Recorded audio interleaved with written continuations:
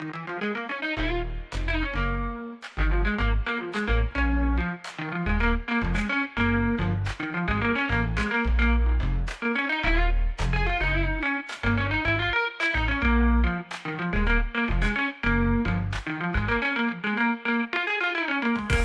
back to the Toki Fresh podcast. It has been a hot minute since a while. we've been here. Yeah, I didn't realize when I looked at the recording because it just stores whatever the last name of the thing was. Yeah.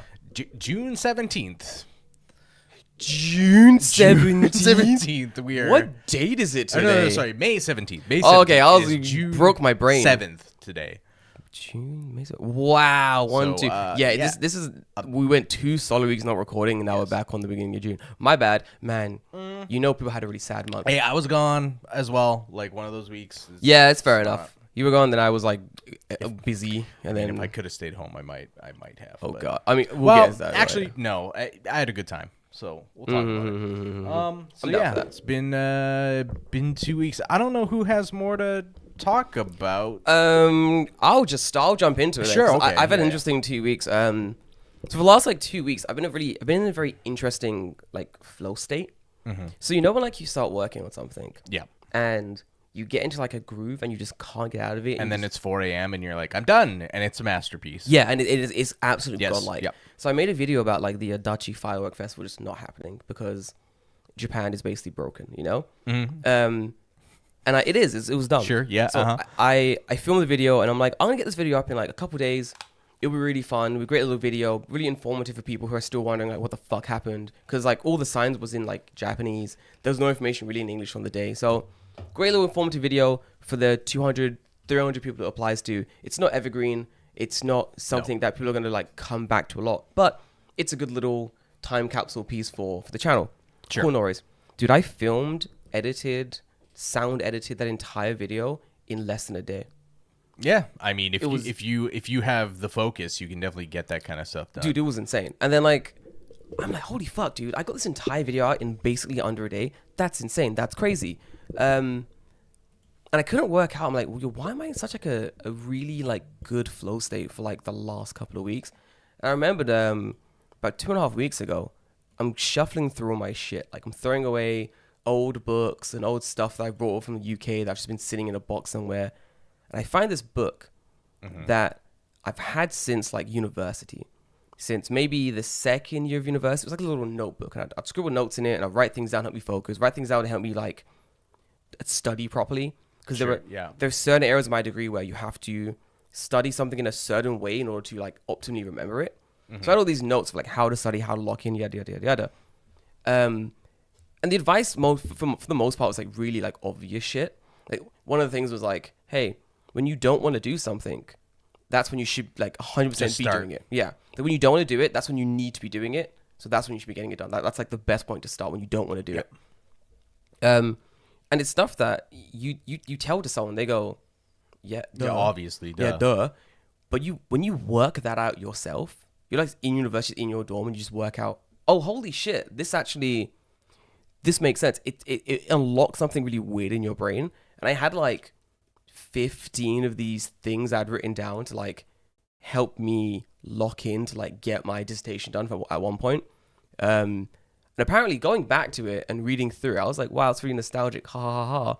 And I'm going through it and I'm like, oh, I can feel my brain chemistry rewiring itself back to university. I have to lock in. This dissertation has to get done.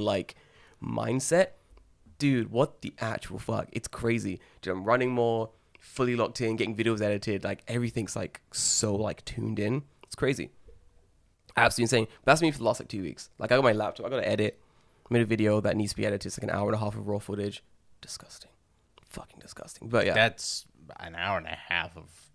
So how long are you gonna get a 15-minute video out of it? No, it's gonna be 35, maybe 37 minutes ish. Did Yeah. A tight Yeah. recording. I'm gonna cut it down, but so I made a video about the most attractive prefecture in the pan. The whole most. So then I said did we talk about that this year? we did. No, we didn't. I made a video about it. That was fun. Okay. And then I said in that video, I was like, next week, guys, I'm gonna talk about the least attractive video in Japan, prefecture in Japan. Yeah. Here's the problem. a lot of those prefectures I've worked with in the past. Ah. Yeah. And I want to get invited back to all those prefectures. And in the future, I would like to be invited to those prefectures to work there. I mean, right?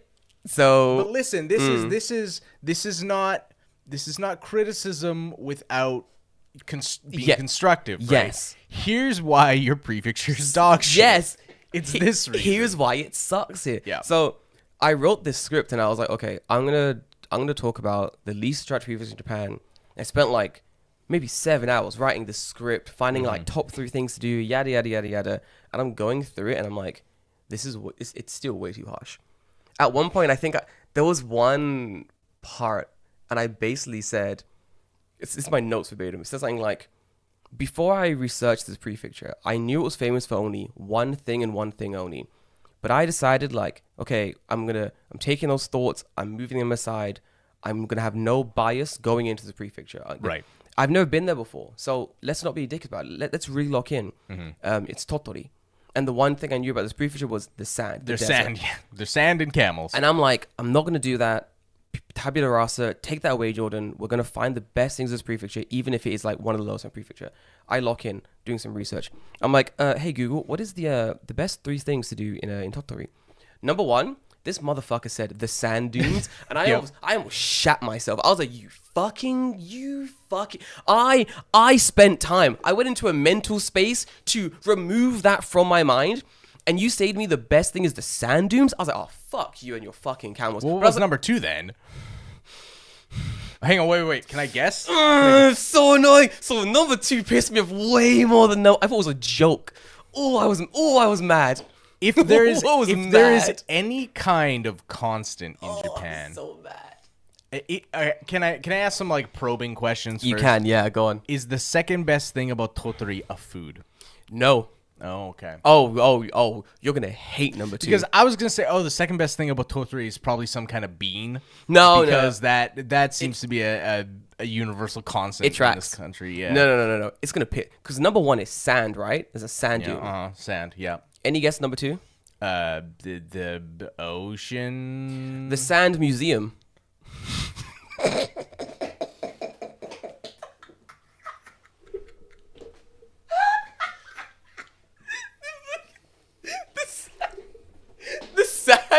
The Sand Museum. The Sand Museum. The Sand Museum.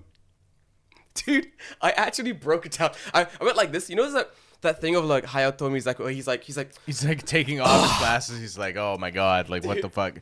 Anime was a mistake. That was me. Totally sand was a mistake. I was like, it's coarse rough and it gets everywhere. That's in my script.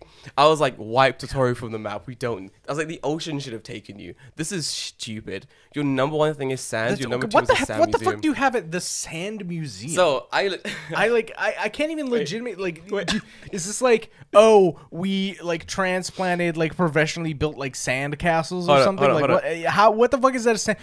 This is the sub-Saharan African sand. We got this sand on the beach from the Maldives. Wait, I'm opening my notes. Like, I have to assume that that's what the fuck it is because like, give the Tusken Raiders back their give the Tusken Raiders back their sand. Okay. Here's our scale model of a crate dragon from Star Wars. Here are my notes. So this is from my script from the video that I'm editing later. It goes, Tottori, what happened? Okay, it goes. I've never been here, but all I knew was there was sand, but I'm taking that from my mind because yada, yada, yada. And then I go, number 1, Tottori sand dunes. And I'm like, fuck's sake, yada, yada, yada. But then I'm like, sure, fine. You know, it's the UNESCO Global Geopark bullshit. And then read number 2. Just read the headline, just the bold for number 2. Tottori Sand Museum. Bruh, lol, this gotta be a joke. This gotta be a fucking joke. That's me writing live. Absolute insanity. It might be neat. It might be neat though. Yeah, exactly. So it is what I thought it was. It is literally sand castles or sand art. Yeah. It's man, cool. What do they do whenever there's a fucking earthquake? Like that must be a fucking nightmare. I assume they glue them together, or they've hired a man that goes, "My sand," and that he yells it whenever there's an earthquake. But apparently, it was created in 2012, and the museum has large-scale sand sculptures created by international artists with themes changing annually. It's a unique cultural, fucking unique cultural experience highlighting the artsy and impermanence of sand sculptures. Only in Japan could you make a museum out of sand. Bro, I'm telling you. Fuck me, dude. What is our prefecture famous for? Tiny rocks. And lots of them. Tiny rocks. Ooh, the rocks. Sometimes glass if I'm feeling feisty. Ooh, I'm feeling... Dude, you know this as well, like... So Tottori is suffering from... Oh my god, what is that fucking prefecture? Where are you? Poor? No. That's pretty poor. Gunma. No, Gunma, the other one. They're suffering from Gunma. What is the other one? The other shit one. Is that related to Ligma? Yeah. Fuck off. Suffering from... Oh, you know Ibaraki? Yeah. Oh, how can I forget? Oh, dude. Ibaraki's whole thing was beans. And every fucking time it would be like, oh, what about the beans? What about the fucking beans? All they had the entire time. Beans. Yeah, natto. Yeah. It's fucking dog shit. Until they don't. Yeah, literally. It's like it's an acquired taste. It's not that good. Blah, blah, blah, blah, blah. So then, like, when it came to Tottori, I feel like it suffers from the same thing. Because I had to research this video. So I was like, what is good about Tottori? And then everyone's like, oh my god, the sand. And I'm like, fuck the sand. What's number 2? The sand. And I'm like, this is dumb. Okay, what's number 3? They go as a mountain. And I go, your thing can't be sand twice and a mountain. What are you doing? Come on. So I had to do some deep research. And the mountain's pretty cool. There's like a cool Buddhist temple built into the rock. And I'm like, this should be number 1. Sure, but like, how many of those are in Japan? Like, I know. Come on. So I'm going through like Tottori. I'm like, Tottori, you gotta give me something, dude. Like, just anything. You know this Tottori whiskey? Have you heard of this? If there is, I've never heard of it. There we fucking go. Maybe you should advertise that. So, just saying. Tottori Prefecture, I know you're listening. Here are 2 things you should be advertising. I'll send you the video as well because it's going to be there. Well, 3. I'll give you 3 things. I'm that nice. Number 1 is that you have Tottori whiskey that's apparently been made since like 1910. Apparently, it's pretty decent. I know. What the fuck? 100-year-old whiskey? 100-year-old whiskey. You fucking idiots. Number 2, apparently the coffee culture is really sick in Tottori. They didn't have a Starbucks until 2015. Damn, that's late. 2015? But also it's Tottori, so who's getting Starbucks? Who's getting Starbucks Tottori? It's sand. Quenching sand. Who needs... I wonder if they have like a lot of that weird like Turkish like like the hot sand coffee making thing. I bet they don't. And if they don't, they should. I bet they don't. They've not thought of doing it. Wasting all that sand. They're wasting the sand. Come on, use it for some... We got all the sand. What should we do? Let's make sculptures. No. Let's do something. Let's make coffee with it. Let's make those weird sand ovens. Cook something in the sand. Like, you can do that. Put a whole lamb in there, dude. Yeah. Put a whole lamb in there. Oh, that'd be actually fucking delectable. Holy shit, dude.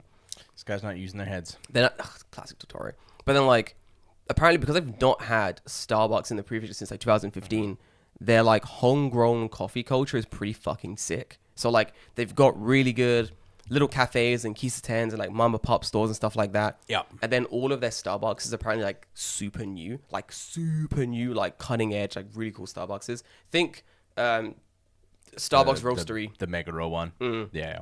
But on a smaller scale. Okay. Mm-hmm. So I was like, oh, you got some cool shit there, Tottori. Why the fuck you just being like, a sand? Oh, you can surf on the sand. I'm like, yeah, I could also kill myself. I'm not doing it. Like, fucking, come on. Water seems safer. Say? Water seems safer. Surfing on water. Water does. Water hurts less when you fall down. That's true. Yeah, that's true. Sand. It's listen. In the words of a brave scholar, it is coarse and hard and gets everywhere. It gets everywhere. And yeah, I don't. Like I mean, if you fall in water, it gets everywhere. But that's just kind of. But I'm kind of ready for it though. Right. Like, water will dry. It will dry. Sand will stay in your crack. Sand will stay with you forever. Like I'm still shaking of sand from the time I went to the beach 5 years ago. Like it's not good. You just kind of find it everywhere, right? It's just in there. It's like change in an old sofa. Sometimes you're just like, man, I need like 25 cents. 25 cents.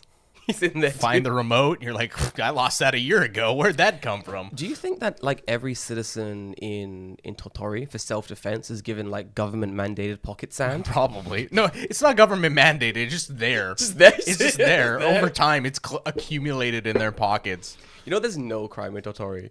Because no one can see. No one can. Everyone's blind. It's like, how do you stealing something? Pocket sand. Arresting someone. Pocket sand. Pocket sand.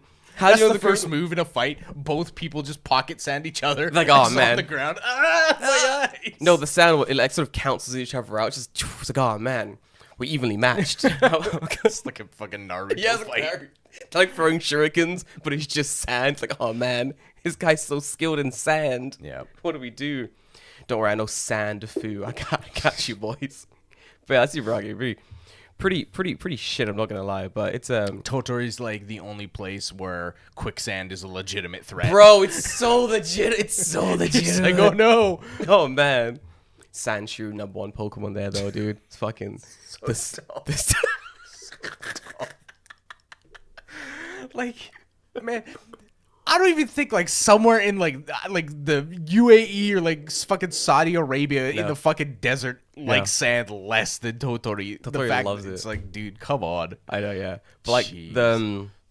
I'll be editing that video today, and I'll get it out sometime later this week. It's gonna be a long one, but I just have to spend a long time working out how I can effectively talk about these prefixes in a way that's not gonna get me like shadow banned from being invited there. So Hey, I've seen your shit talking about sand. literally, bro. Like 3 of the prefixes as well. I had worked with them in the past. Like I knew the old like minister of PR or whatever for like one or two of the prefixes. So I'm reading through the script I wrote, and I'm like, man, I need to soften this blow a little bit, because if I go out guns blazing, being like, yo, this prefix is dog shit, dude. I've been there. It's terrible.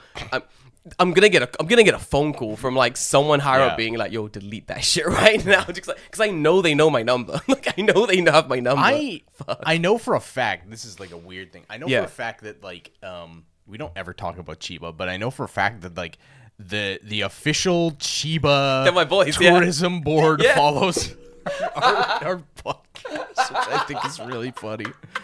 They do. Hey Chiba, you wanna if you wanna like send over some peanuts or that's right, whatever, I'll talk Dude, great things about Chiba. I completely forgot the official Chiba they follow up podcast. I remember when that happened, I'm like, is this a joke account? Yeah. I'm like, no, it's real. I remember you messaged me and you were like, yo, is Chiba following us? I was like, yeah, dude. Fucking Chiba prefecture. Yo, wait, let me check. What if they're still following us? That's so funny. I almost can guarantee that they probably are. Wait, I'm checking now, because that's the funniest thing. I think it was on Instagram. It was, yeah. Let me look. Okay. They are... Yep, they're still following us. That's good to know. Good to know. The official Visit Chiba Japan follows on Instagram. That's the funniest fucking thing. We got some really interesting... Oh my god, we also have... what do you call it? Japan Life Connections as well. The hell's that? They do like like base PR connection. Actually? Yeah, they also follow the podcast. What the fuck? Oh, dude, yeah, I looked through once in a row. We have some pretty interesting followers. Artley follows us as well. Artedly. Okay. Yeah, Artley follows us. You know, like maybe I should start using the Instagram. Like I have no use for it. Wato Tokyo, they do walking tours. They follow us. Oh, yeah. Yeah. Our boys, yeah. Doom Scroll podcast, of course. Yeah. We got some really interesting things following us. Yeah, it's weird to go through, honestly. Like, it's super strange. Yeah, I should start posting again. I just don't don't use it. Also, a news site called Japan Network Live. But I assume they're just like on our episodes being like, okay, what good news has come out recently? None. Yeah, Zero. None. And you should definitely not take any news from shit that I've said. That's for damn sure. I am not your lawyer. Do not take this is not legal advice. Please don't take it. Holy fuck. But no, there. Chiba follow us, and I have nothing but good things to say about Chiba. Although I think I did shit on them a little bit during the episode. But then again, can't be helped. That's fine. It is. That's fine. That's fine. What's fine? Don't be bad. Even be okay. Yeah, that was a lot of my locking in for the last 2 weeks. It's been good. How about you, David? I know you went to Shiga. I did. And I did want to talk about Shiga. Yeah. Before I go to Shiga, though. Go on. Something weird well, not weird. Ooh. Something, I guess, very sad and unfortunate happened. Literally at the corner. That's right. Oh, fuck, dude. I want to talk about this because it was like kind of the first time that I've ever like. It was weird. So it just so happened that day I had to go into work early. So I was leaving the house at like 6:50, 7 a.m. Right, and I start walking up the street and I see like one of the big like police vans and the lights are on. I'm like, that's weird. I'm like, oh, maybe there's an accident. Like whatever. And then because the road kind of curves, I can't see past the thing. But I get past the thing and I see there's another one and another one and another one. I'm like, holy shit, like why are there so many fucking like police cars everywhere? And then I realized they've closed the entire intersection. There's people measuring out like fucking marks and shit on the ground. And I'm like, whoa, like what the fuck happened? Fuck. And I guess there was an accident that had happened early in the morning, like still when I was sleeping or something. But the thing that I was like, it was just like so surreal and kind of like weird. On the way, like the direction I have to go, I literally walked by what I assume to be someone's brain matter. Are you fucked? Scattered across the fucking concrete. Fuck, you know, because dude. It was literally probably like a pool of blood, like maybe this big. Jesus Christ. And I was like, okay, like that is like definitely blood. Yeah. But then it was like weirdly chunky, and I'm like, I'm like that's not just blood. That's so I'm like, okay, like maybe someone got in an accident or whatever, right?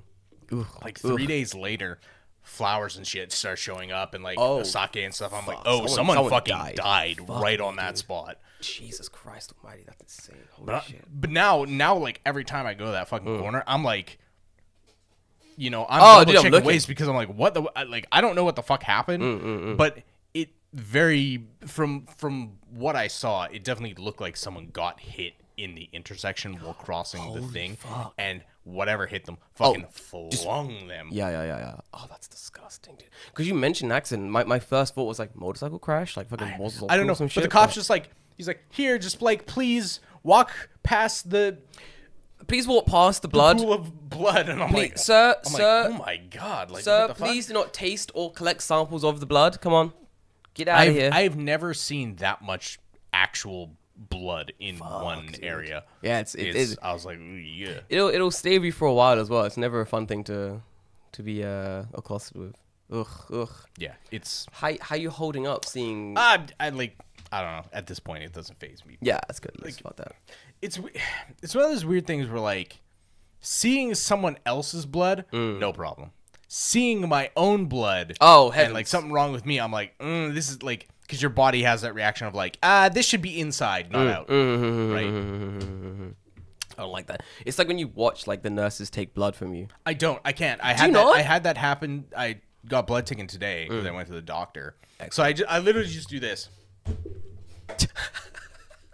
And I just don't look at it because otherwise it makes me want to pass out. Yeah. Because otherwise, if I sit there with my arm like this, yeah, that's me.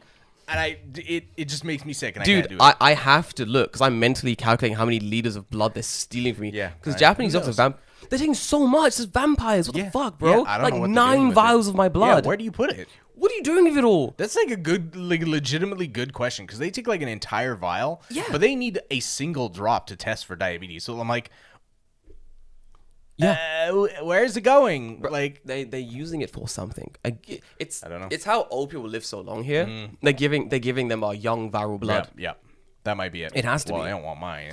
Yours is you got bad blood, not doing fuck. Well, actually, I don't even know how diabetes works necessarily. So maybe it's not. Actually, I did get my scores back, and like my red cell blood count is like higher than the average human. Hell yeah, dude. That's good. I'm like, interesting. Like, there's like a median range or whatever. I am like 1 point under. Fuck yeah. The maximum it should be. So I'm like, that's kind of weird. Yeah. So that was a great way to start Monday morning. Should I give you a nice little positive story then to balance out? No, we can talk about the person dying. Oh hell yeah! I don't know. It depends on what your story is. It's just kids running. It's just coming alive. Nah, it's cute. It's just kids running around. So So in my area now, like, so I'm doing the beep test. The beep test. So you be running and it'll beep and you go sprint, and then it'll beep again. Then you start jogging again. Yes. Okay, I have heard of this. Yeah, this thing. Yeah. So like the one I'm doing is like it's like a minute of sprinting, so it's 30 seconds of sprinting followed by a minute of like normal pace, and then 30 seconds of sprinting again. And in my area, I found this long straight road. You run about 1K from my house, and there's a long straight road, completely straight, just fucking blah, and it goes on for about 3K. So you just Go. Yo, it is amazing. So I was there at nighttime when I found it for the first time, and I was like, this street's amazing. What the actual fuck? I'm gonna do like stupid like bleep tests here. So I'm doing like sprinting down this fucking road, super cool. It's like in a kind of like residential-ish area. So I'm trying not to like scream or whatever, but great area. And then finished work last week, and I'm like, oh, finished pretty early. Sun's still up. I'll go for a little run. I'll do it now, before it gets too dark and rainy. So I go out to run, get to the area. I'm jogging. These kids little kids run bikes. Elementary school kids come up, they're like, oh, hello. I'm like, oh, hello. They're like, my name is Takahiro. And I'm like, cool. I'm still running. I can't stop. Like, I'm like, cool. I'm like, oh yeah, cool. And then as I'm talking, it beeps and I'm like, oh, ciao. So I start sprinting. I was like, I gotta go. So I'm sprinting what's wrong. These kids are like, what the fuck? Hi. So they start chasing me, this one kid on his bike. And 30 seconds later, I stop. I slow down. I go back to jogging. He's like, hi, nande. And I'm like, oh, I'm doing it.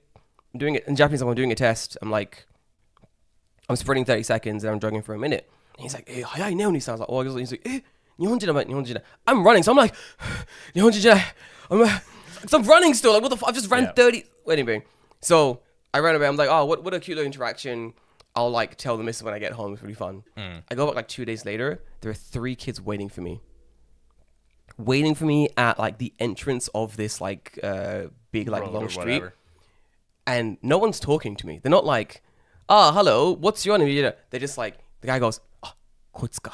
It's this guy. He's really fucking fast. Like, lock in, guys, basically. So I start, I'm jogging. And the kid's like, get ready.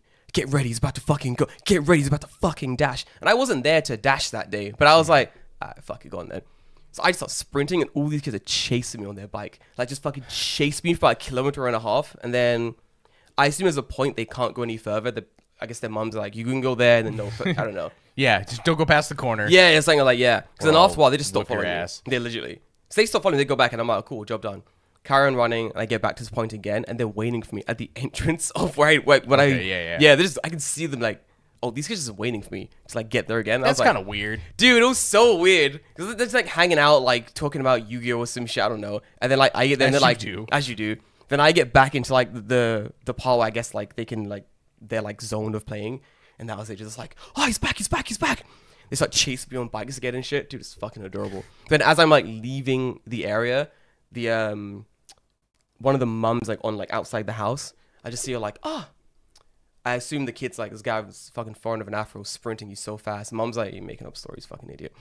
Eyes me. She's like, kid wasn't chatting shit. You're real. Yes, you're real. Yeah. She's like, konnichiwa, and they keep going. But then every time I go to that road, they're always there. It was like after schoolish times. Right. Okay. So yeah, they're probably done school and just just hanging out waiting. They're in the how you say go home club. Yeah. They're in the go home club. They're in the Kairu style, whatever. Yeah. Dude, adorable. So every time I want to do like a 30-second dash thing, I'm like, oh, let me hit that street up because I know these kids are gonna be there, and for some reason, like I can't lose these children on bikes. You know what I mean? You know the feeling? I'm like, I can't lose to a kid. On a bike, in a car, on a skateboard, I don't give a shit. I can't lose to a child. That's crazy. So I'm sprinting like the fastest I've been sprinting. To be fair, kids on bikes should fucking smoke you. Kids on bikes are fucking fast, dude. These kids are insane. They should smoke you. Oh, dude. Yeah, there's one kid, and he's always like a little ahead of me. And it pisses me off. I'm like, fuck this kid, dude. Next time, just like bring a stick and just put it right in his spokes. I've started doing like hooks. Make it hard for them as well. Just kick out his back tire. I got pocket sand and pocket marbles. I'm gonna make it work, dude. Pocket sand on a bike. That'd be a terrible accident, dude. You just wouldn't be able. You go full tilt. Yeah, dude. You hit their eyes, you've got them. But even if you don't, you hit their tires, you still win. See, it's marbles. I think marbles work a little bit more for running. That might work against you. You throw marbles in front of you, and you're like, oh no. Oh, that's what I'm doing. I've trapped myself. I'm doing marbles in front of me, sand in front of them. We got to keep it fair. Okay, yeah. We gotta keep it fair. But no, it's cute. Every time I run there, it's adorable. There you go. I've balanced out your terrifying story of death. Yep. You good? So Saga? No. Shiga. Oh god. I mean, don't. Who's to say? Don't. Go on. Go on. Because Go on. let's be real, for a Yeah. week before I went, I was like, I'm going to Saga. I'm going to Shiga. Okay. Where am I actually going? I don't know. It starts with an S, ends with a Ga. Whatever. Starts with S, ends with Ga. It's a flower prefecture. No one wants Yep. to go there. Yep. Nothing that's good. But yeah, so I went, honestly, like, this was less of a Shiga trip and more of a Kyoto trip, so I'll talk more about that. But, I've just written down, like, some of the shit I've done here. Good man. So, went to Shiga, never been there before. How was it? Because I went a while ago. Shiga is, like, the most beautiful place in Japan that I'll never go again. Yes. Yep. Because, like, we were, so we went to Lake Biwa. Beautiful. On the east side of the lake. Near the Shinkansen station. That's really dope shit. Yeah, kind of, yeah. Excellent, yeah. Because we went Shinkansen to Kyoto and then took a local to Shiga, which is not that far away. It was like 30 minutes. Yeah, it's easy. And we went to a glamping place because this is like for an outside barbecue for like my wife's family and us and whatever. But like it was like literally on Lake Biwa. If I wanted to walk into the lake, it was literally like I could throw a rock into the water. Like I'm on the edge of the lake. Huge. The lake is giant. Yeah, like, it's insane.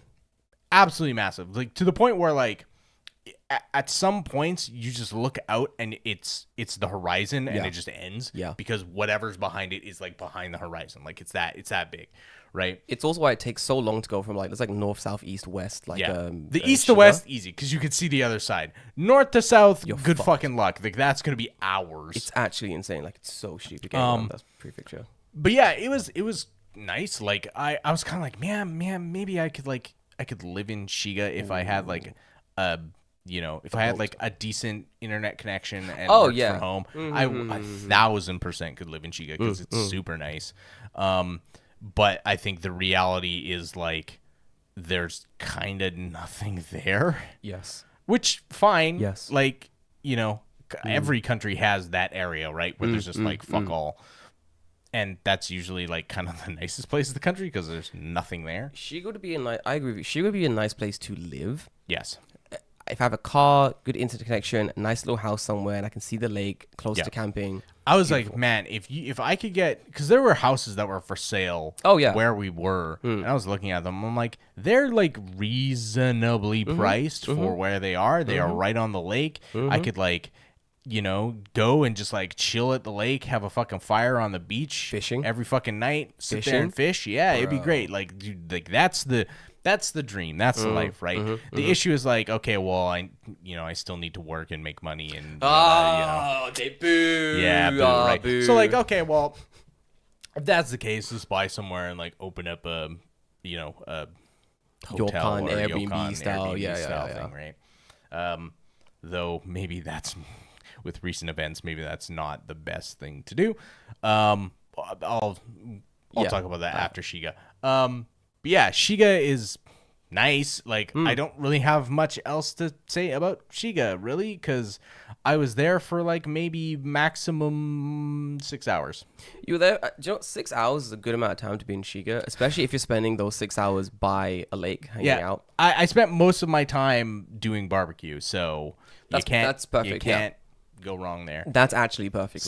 Skip some rocks on the lake, do some barbecue. Yeah, it was nice. Hang out with the family. Yep. Yeah, have a good little time. Hold the baby. Yeah, it was great. Yeah. Get the fuck out of there. Back to Kyoto. Back to civilization. Yeah. Cool it. Maybe not. Go on. So, I think like it's become more and more obvious as time goes on, and like just kind of like chatter with other people we talk to and people who are, not that it's shit, but like, go on. I'll let you just finish. people who are not living in Japan, so they're more likely to go on trips to Kyoto than we would be. Yes. Like, I hadn't planned on going to Kyoto, but like, hey, I'm in the area here now, so shit. No, the place we stayed was in Kyoto. But Kyoto's fucking busy. God damn, what the shit? Yeah. So like, it's to the point, right? I hate to be like that foreigner where I'm like, foreigners, gross, But smelly. yuck, loud. Yeah. But also, But I'm gonna be that foreigner. No, 'cause, 100%. like I just dislike you. Sorry. Fuck tourists. Hey, I've been here damn near 10 years. I think I've earned the chance to say fuck tourists. What was this thing? No, you don't pay taxes. You don't pay get an taxes, opinion. you don't get an opinion. You don't get an opinion if you don't pay taxes. Shut the fuck up. But okay, so we went to Shiga, had the barbecue.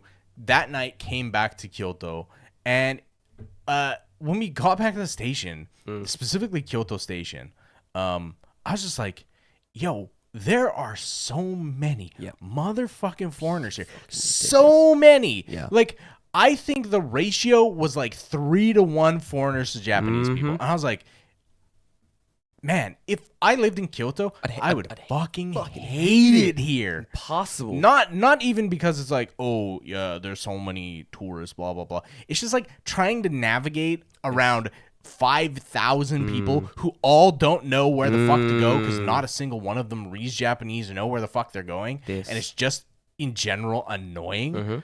I'm like, man, this would fucking suck if I had to make this as my daily commute. It would blow ass. You've kind of like hit the nail on the head of the problem as well. The problem isn't the amount of people. For example, you take Tokyo Station in rush hour, you're getting through that station in a minute, 2 minutes max, depending on your transfer. Because every motherfucker in their suitcase who's like a domestic tourist or like traveling or going home from work, they know where they're going. They know the exact exit they're getting to, the exact transfer they're making. It's so smooth. And because like it's so smooth in the way that people are just following, you know, the lines going to their stations and stuff.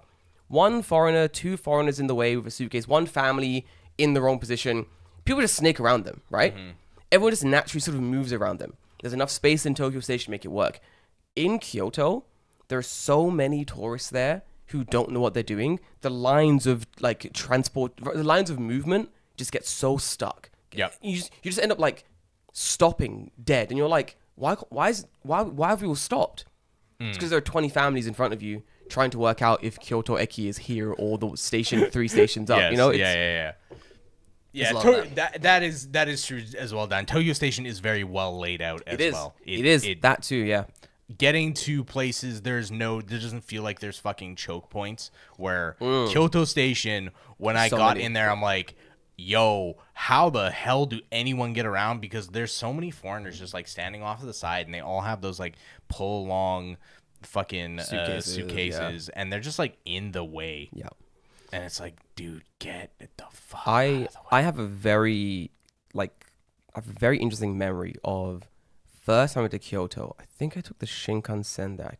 This part I don't remember. I think it was a Shinkansen. You probably did. Yeah. A Shinkansen down. I'm an international student. Get off the Shinkansen, and I'm heading to my like hostel, whatever that I'm staying at, to like dump my shit basically. And I remember thinking, oh, it's not that bad. I remember distinctly thinking, this isn't that bad. Coming from like living in London, born and raised in London, 10 years ago now, maybe longer now, when I was an international student, I was like, it's not that bad. This isn't actually that terrible. I can move around. I got like a giant like duffel bag I'm carrying. There's no like choke points. They were doing construction on Kyoto Station at the time as well. Like they were making it like bigger basically. So there was construction going on, and even then I was like, oh, this isn't that bad. I can get around. I can navigate. The last time I went back to Kyoto, I remember thinking, oh, I'll never come back here again. I don't ever want to come back here again. This is insane. Like, it's not just the amount of people in the chokeholds and like the suitcases. It is, what's the word? Just how it's just congested. Suffocating, like congested the entire station is. Every train is packed. Every cafe is full. Every hotel is more expensive than it needs to be because they're catering to like an international market now. Like, it's not the best, like honestly. What did you end up doing in Kyoto then? So we went to Kyoto. We went to like, we stayed in like a not like a share house, but like kind of like a share house. That little ryokan style thing. Not a ryokan. It was like more like a dormitory type thing. Oh, those are nice. It was cheap. Okay. Yeah. So one thing I did do that involves food, which is interesting because I had never had it before. So I went to okonomiyaki. That's not too weird. Go on, I'm locked in. But do you know about Kyoto's regional style of okonomiyaki? No, go on. So What is it? in Kyoto, It's not arashi. No, arashiyaki is a different one. So in Kyoto, they have their area style is called mamboyaki. Mamboyaki. Yeah, mamboyaki. Oh man, I need a photo of that. What is mamboyaki? So mamboyaki it's basically the same as Hiroshima style yaki. Okay. Like Hiroshima Yes. style. But here's the thing: is that you can choose a lot of different things. So mamboyaki is typically it's your okonomiyaki, but then you have a choice of pork, squid, or suji. Okay. And then for the noodles underneath, instead of yakisoba, you have soba or udon. Yes. Man, udon is fucking good. Oh my god, dude! I know exactly what you're talking about. It's so fucking good. So like, it was funny because like, You mean this shit, don't you? yes, yeah, Oh my yeah. god, it's so good. It's fucking amazing. It's so good. I would recommend if you're in Kyoto and you can find a place that does mamboyaki. But anyway, this like place we were hungry one night and we're like, hey, yeah, let's go to okonomiyaki, and we just went to like literally the closest place. Smart. And it was fucking good. It was run by an old lady, so already you're like, all right, we're good. yes, this is gonna be great. Banging, yeah. And then like I maybe like her daughter or like some kind of part-time person, but it was me, Chihiro, and then a group of old like Japanese men? Japanese like ladies and dudes, and they're just on the other thing. And so me and Chihiro are chatting with each other in English and Japanese, whatever. And the one lady turns around and she's like, she's like, oh, like sorry, because it was just us and them. And she's like, oh, sorry for being so loud or whatever. And I guess when she came in, she didn't see me being a foreigner. So she comes in, she turns around to Chihiro, and She doesn't she's see like, color. and she's like, yeah, maybe.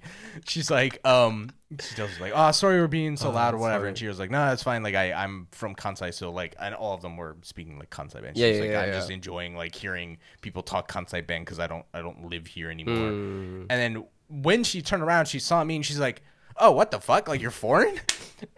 And she's like, wow, like she's like, your Japanese is good. Like, how long have you been here? I'm like, I've been here about 10 years. Yeah. And she's like, oh, okay, that makes sense. She's like, yeah. She's like, nice. Also, you speak like Kansai Ben too. And I'm like, yeah, but I don't live there. Yeah. But yeah, it's kind of funny. She's like, oh, what the hell?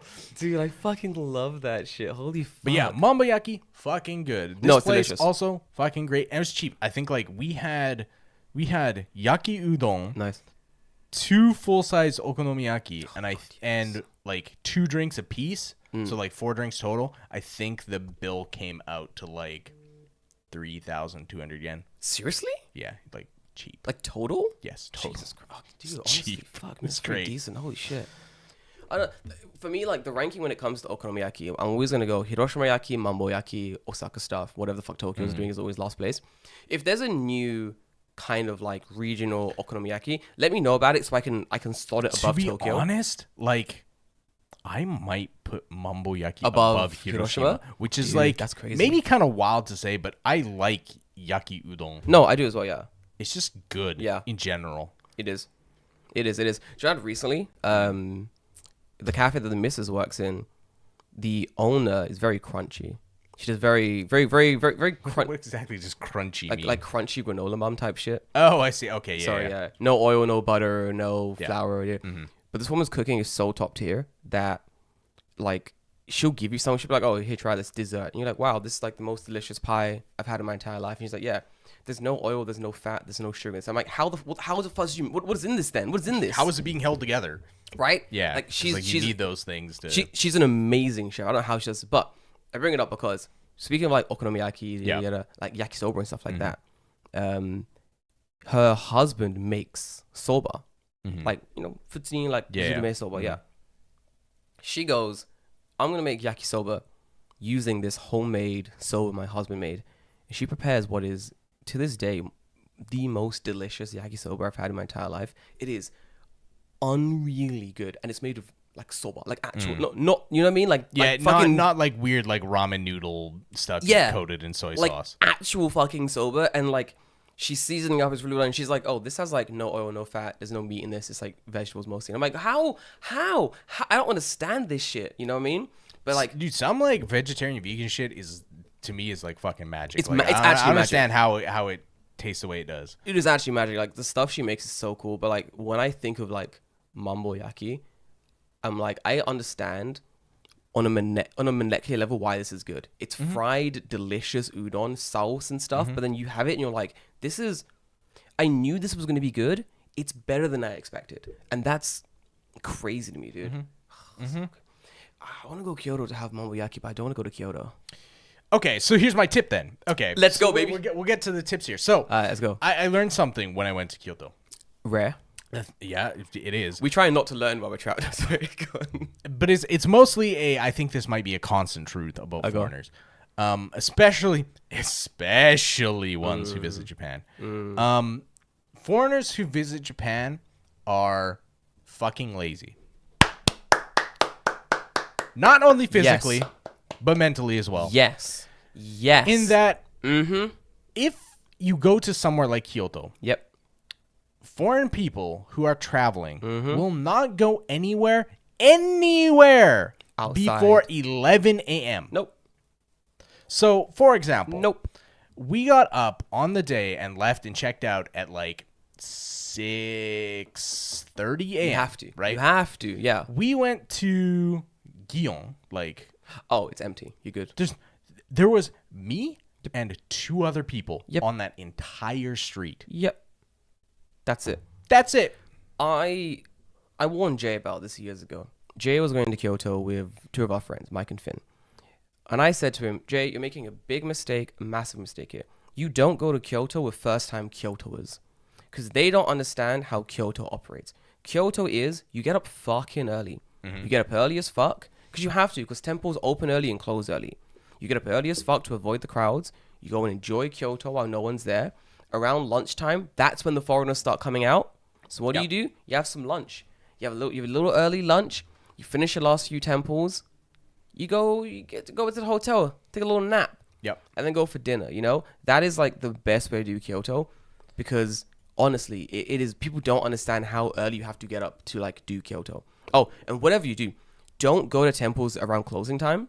No. It's horrible. So we went multiple places we walked everywhere. Oh, good man. So we went to Senyuji, which is on the great. east side of Kyoto.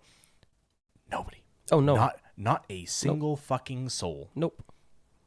And I was like, this is fucking great. There's not a single goddamn person here. This is excellent. And we actually, the most interesting place we went to is called Sanju-Sangendo. Sanju-Sangendo, the giant thing, and inside has all the big statues of Canon. Yeah, okay, so you know you've been there. Love Sanju-Sangendo. I went there not knowing what it was like years ago. Fuck, dude. When Chihiro was like, yeah, we should go to this place because it's cool. I'm like, like what? Like, you know, I've seen it. I've been to Kyoto. I've seen a temple. Yeah. What could you possibly show me that's like, not different, right? But this place I would actually really recommend to go because it's really like I've been to, I would say a good majority of temples in Kyoto by now, and this one is very unique. Yeah.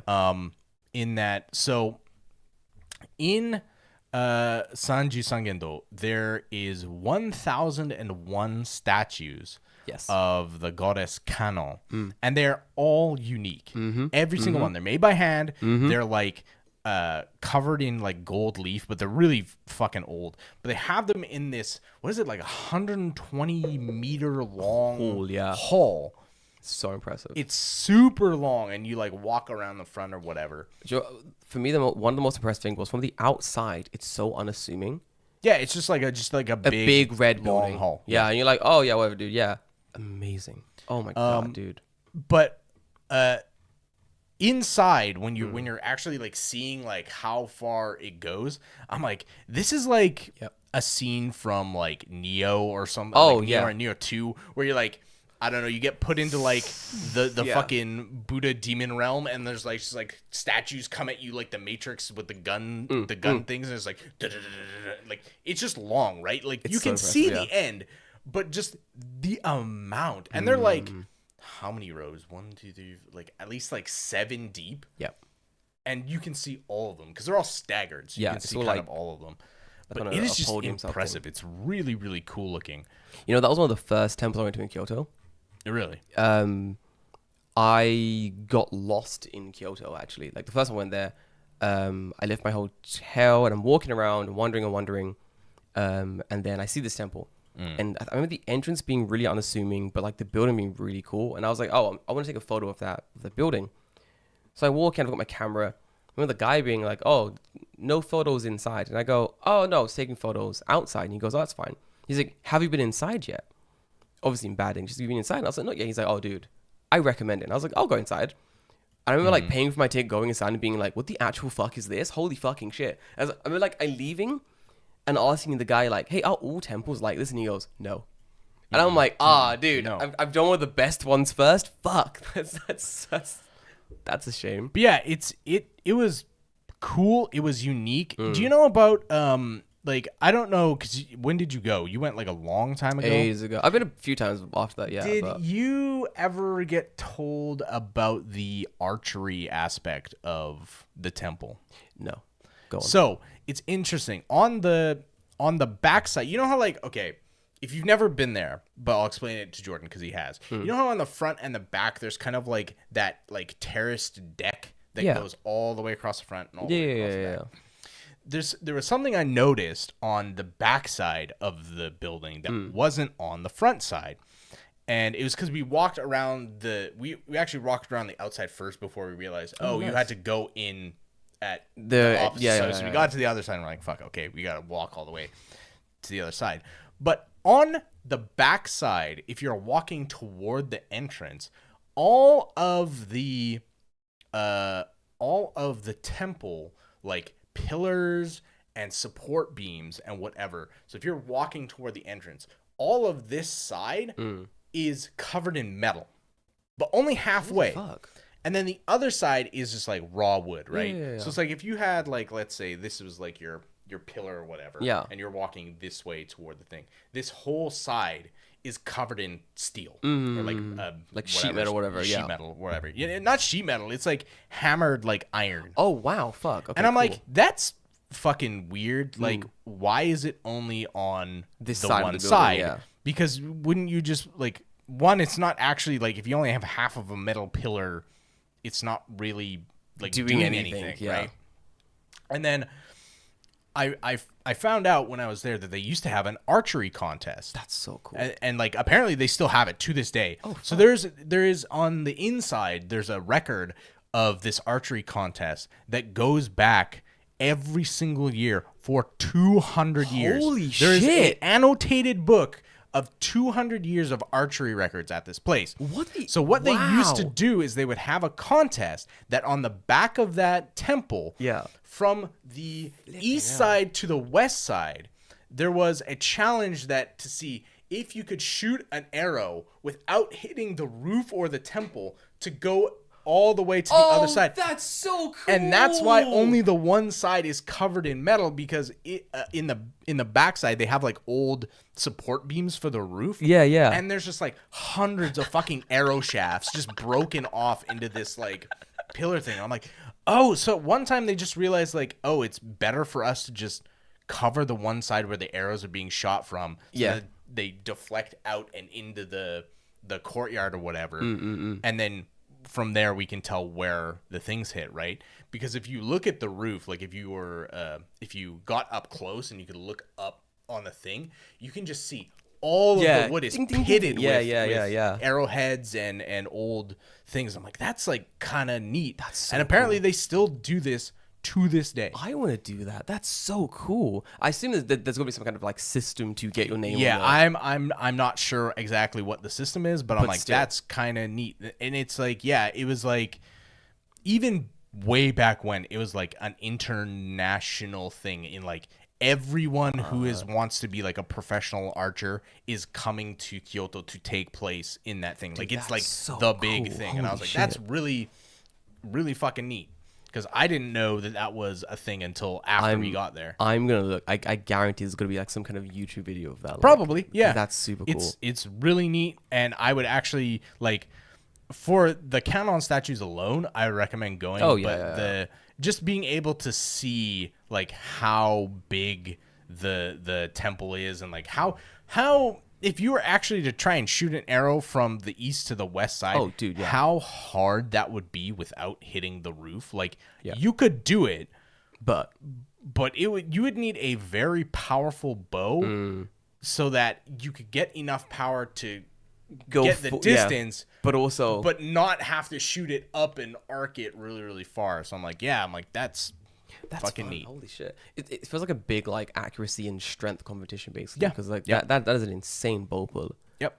Man, Kyoto's got some really interesting stuff. Honestly, pretty fucking neat. Like, and we went to a bunch of other places. That morning we went to somewhere that I think you would appreciate. Go on. We're just like walking around. We're like, I'm not hungry, but I want something to eat. So we went to like this coffee shop, and we just like went to this coffee shop off of Guion. I'm gonna see if I can find it again because I kind of know where it is. I wonder if I know it.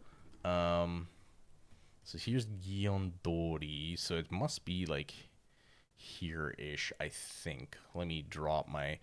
Not that this is the most interesting fucking thing. Yes, it is on this street. It's at the end of the street. I mean, to be fair, it's coffee. So for me, that's going to be the most interesting thing. To be fair, I gotta keep my coffee list updated as much as I can. It's called Maruyama Coffee Maruyama. Maruyama. I'm looking right now. Maruyama Coffee. Kyoto. It is in. I've heard this before. Hold on. Is it the Oh, this one. Yeah, I've been here. Well, at least I've been past it. Maruyama. Oh, wait. Kohi Maruyama, right? Orange. This one with the orange stein. Yep. Yeah. This is cute. So when I went in there, it was like you walk in, immediate tobacco smoke smell. Oh yeah. The lights are low. There's an old man and like a girl working at the back of the bar, and the old man's making your drinks, and they're playing like fucking like 1980s like American music, and I'm like, this is like perfect. This is like exactly what I want out of a coffee shop. Like, I'm like, if it didn't smell like smoke, I'd go there all day. But also, I kind of like that it smelled like smoke because that it's like, oh, I was like, you could still smoke in places before, and like now you can't. And the fact that you can still smoke in here is kind of cool. Because remember, like it wasn't a law per se. It was more like a suggestion to like, please, like, don't do it. And the vast majority of places were like, okay, we won't because we want like foreign customers with the foreign money. But like all these old school places, like we don't fucking care. Like, like our clientele likes smoking. So our regular Ogyakusan, this is literally what they want. Like, we're not gonna try to appeal to an international market. Nah, dude. All the local Oji-san. Man, I love this place. This is so cool. Yeah. There's I think there's like a Maruyama. Was it? There's like a Maruyama chain Kisa-sen as well, like in Tokyo and stuff. But that's more of a, what do you call it? Like a chain Kisa. Yeah, like I don't know if this is it. I don't think it's a chain one. Like I've never seen it. I don't know if it's I don't think it's connected to the chain that's also under the same name. I'll look it up though because it looks really interesting. But yeah, like they have no website. Cool place. It's great. Not. Yeah, like the fact that they don't have a website. There's like a very old man running it. I'm like, okay, this is like the kind of place that I think Jordan would appreciate. No, dude, fuck yeah. Had a good time. My advice to you is if you are going to Kyoto, just get up early. Oh, you have to. Because you can smash so many things because everything is kind of close in Kyoto. Like we walked a majority of the day. We saw 1, 2 temples and museum before lunch. And then the problem started to rear its ugly head where like now there's a million fucking foreigners out on the streets and you're just like, I don't want to fucking deal with these people. Get the fuck out of the way. Do you know what's weird as well? Like when you get up really early in the morning, you're walking around, you can get from A to B to C really easily. And you're like, oh, Kyoto's really walkable. And then it gets like midday and you're like, oh, it's impossible. It's going to take me 10 hours to get across the street. Like it becomes really bad really quickly. And just another thing I just hate because I saw it a lot. Which I was like, maybe it's I am that fucking guy. No, what's the quote from the Smithers? Not Smithers. Maybe I'm out of touch. No, it's the kids who are wrong. It's the kids who are wrong. But like, so on the road in Gion next to, I think it's called Shirokawa, where like the river's running through the city. Yeah. Like on the road. And you know that there's like some houses that have like bridges across Shirokawa to go to their house, right? Yes. Most of them are blocked off because they're entrances to businesses. Yeah, someone's houses and shit. Someone's house, right? Yeah. So I'm walking down the thing with Chihiro, and I'm gonna assume they're American. I know where this is going. I don't know if they're American. It doesn't really matter, right? But they are foreign because they're not Japanese. But like, there's literally a sign that is like probably as big as this computer monitor at least, right? Like it's like a significant, like larger than A3 size sign that says, and I quote, "Please do not walk on this bridge. It is a private domicile." Yep. Right? Like it's someone's house. This is their front door. The guy literally walks up to the sign, looks at it, and then just walks right over it onto the bridge. And I'm like, dude. I'm like, on the one hand, okay, he's going there, he's taking a picture, and he fucks off, right? But like, it's literally someone's fucking house. Yes.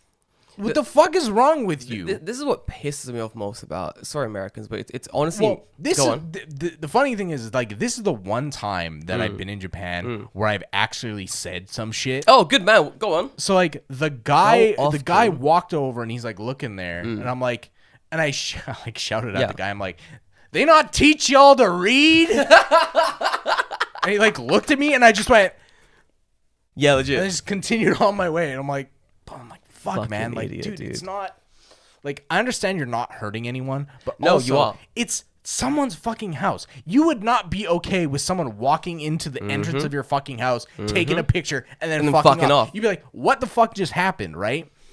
Here's the thing pissing me off, especially for Americans.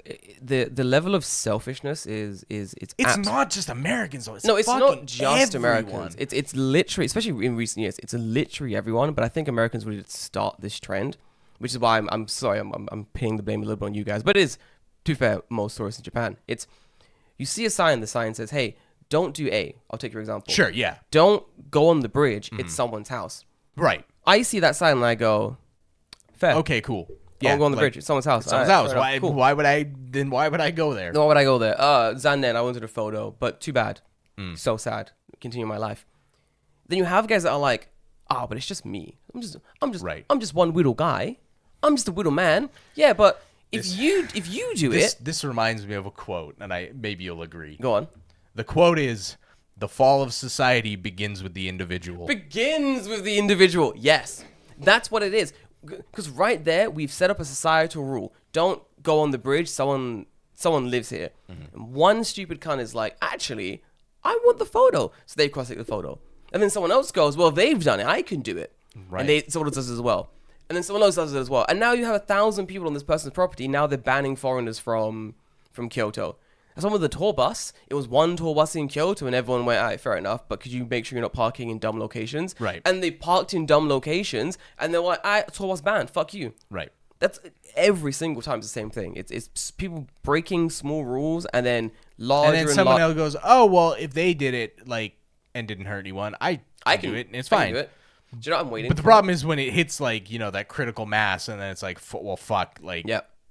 Now it's not one person on that bridge. It's 5. It's 7. It's 10. It's every 20, single minute of every single day. They just rotate people out because now they're in a line to get a fucking picture on someone's like front doorstep. Yeah, I'm waiting for the governor of Kyoto, whoever, to be like, that's the last straw. You've done it. You've ruined you've broken my back. I'm done. I'm over. The people of Kyoto are sick of this shit. We're sick of this shit. Guided tours only. Guided tours only. You can't stay in Kyoto anymore. We're sorry. You can stay in Kyoto proper, but all that whole like temple area of Kyoto, no. We're treating it like the Forbidden City. Guided tours only. You got to go through like approved tour guides. A Kyoto tour company. Yeah. All the money goes directly to Kyoto.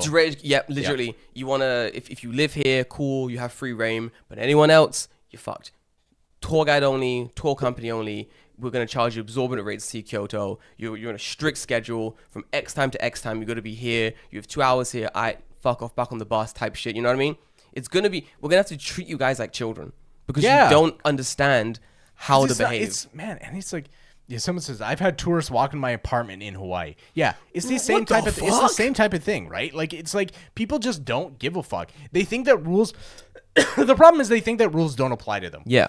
And the issue is that in a way they're right because no one is enforcing the rules. Yeah. Yeah. If governments, if whoever was making those rules had a way to enforce those rules, people would stop doing it. But it's unfortunately kind of like a veiled threat and a societal agreement that, yeah, I'll follow that rule because whatever, right? But if no one is getting dinged for it, like, I can imagine, okay, if you go into that some person's house, they could sue you for breaking and entering, whatever, right? Yeah. Then I imagine most people would be like, yeah, fuck, maybe I don't want to do that because now I have to have this protracted legal battle, right? Yeah.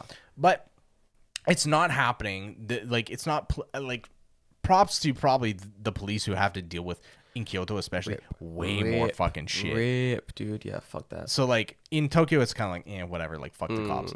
But I imagine that in, like, Kyoto, they're just like, I'm so fucking sick of fucking sick of this shit, dude. I'm so fucking sick of the Chinese tour groups. Yeah. I'm so fucking sick of just the rude-ass foreigners all the fucking time. I'm just sick of them. And, like, weirdly enough, like, Kyoto's kind of dirty, too. It's become more dirty. Yeah, and it's like... Like, it was okay. This is the interesting thing too. When I say that it was dirty, when I left early in the morning at 6, clean. Oh, clean, no as fuck. problem. But good. When I'm coming back at like 12, fucking just like garbage on the ground. Yep. And I'm just like, dude, like, come on. You guys are like, disgusting. Yeah.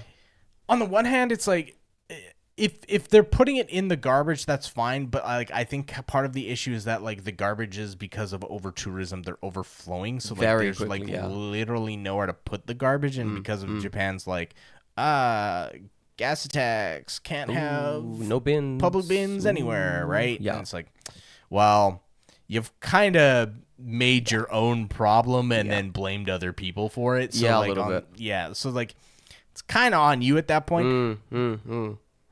But yeah, I'm a big fan. You can't just hop in a Konbini because those places are full as well. Oh no, no. Any popular area convenience store bins are filled. No. Put it this way: next festival you go to, good sir, go to a convenience store to try to throw your trash out. Good luck. Good fucking luck. We went to the one I went to the Asakusa Senju Matsuri, whatever, and we had tinnies on the street. Of course you do. I go into 7 to throw it away.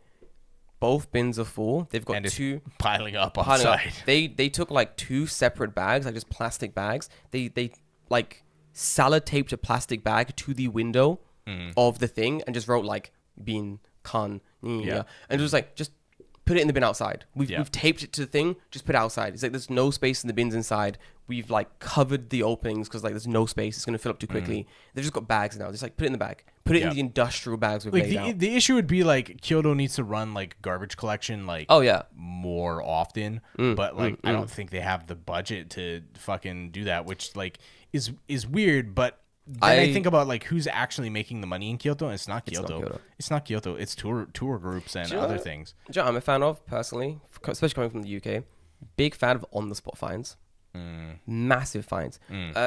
Some of the fines in Japan, especially when it comes to like bikes and stuff like that. I think there's I was thinking a little while ago. It was like, oh, if you're on a bike and you merge incorrectly, that's a ichiman fine, young man. That's $100.